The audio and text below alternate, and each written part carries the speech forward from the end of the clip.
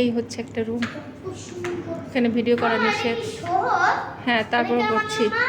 দেখো এখানে লেখা আছে, এখান থেকে মহান মুক্তিযুদ্ধ পাকিস্তানি হানাদার বাহিনীর বিরুদ্ধে প্রথম গুলি ছোড়া হয়। ঠিক আছে, এই একটা এই জায়গাটা থেকে। হ্যাঁ, আচ্ছা শুনো এখন। হ্যাঁ বলো। হ্যাঁ, এইখানে দেখো কি লেখা আছে, তৎকালীন টেলিফোন ভবন ও অস্ত্র কারাগার। এই যে তুমি বইতে পড়েছিলে না যে বেতার যন্ত্রের মাধ্যমে এই যে সারা বাংলাদেশের। হ্যাঁ, এই হচ্ছে বেতার যন্ত্র। তোমাকে আমি কিন্তু প্র্যাকটিক্যালি দেখাবার জন্য। ইয়েস, ওখানে লেখা আছে, দেখো তো ওখানে দেখো, হিস্ট্রি সব জায়গায় লেখা থাকে। ঠিক আছে,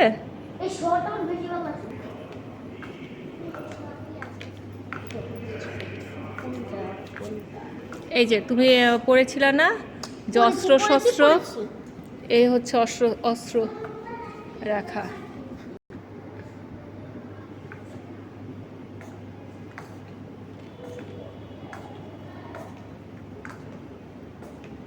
এখানে কি, এখানে বলো তো, এইতে শহীদ ডিআইজি মামুন মাহমুদের এই যে ব্যবহৃত ইউনিফর্ম, তারপর বেল্ট, ওনার যে পোশাক ছিল সেটা এখানে সংরক্ষণ করে রাখা হয়েছে।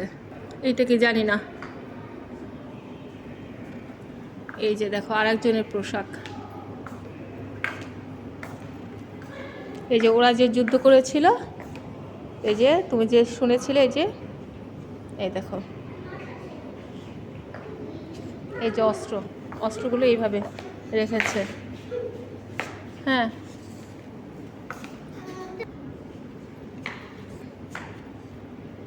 এখানে হাত দেওয়া নিষেধ, ভিডিও করাও নিষেধ, তারপরেও তো আমি করছি। এখানে হচ্ছে হাবিলদার আব্দুল রাজ্জাক, এখানে অবশ্য ওদের হিস্ট্রিগুলো সব লেখা আছে।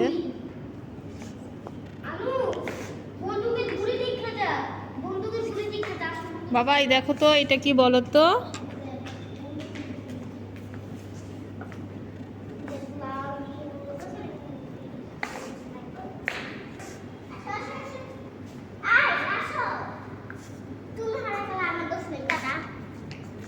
দেখো তিনো, দেখো এই যে পুলিশ কর্তৃক উদ্ধারিত মেশিন। হ্যাঁ, এই যে সব মেশিন গান এখানে, এগুলো কিন্তু একদম সত্যি সত্যি, বুঝছো? তুমি কিন্তু আবার খেলনা মনে করো না।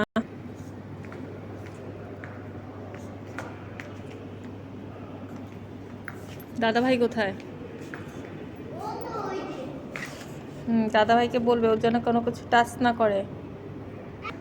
আমি চেষ্টা করছি সব কিছু আর কি অল্প অল্প করে ভিডিও করে নেওয়ার জন্য।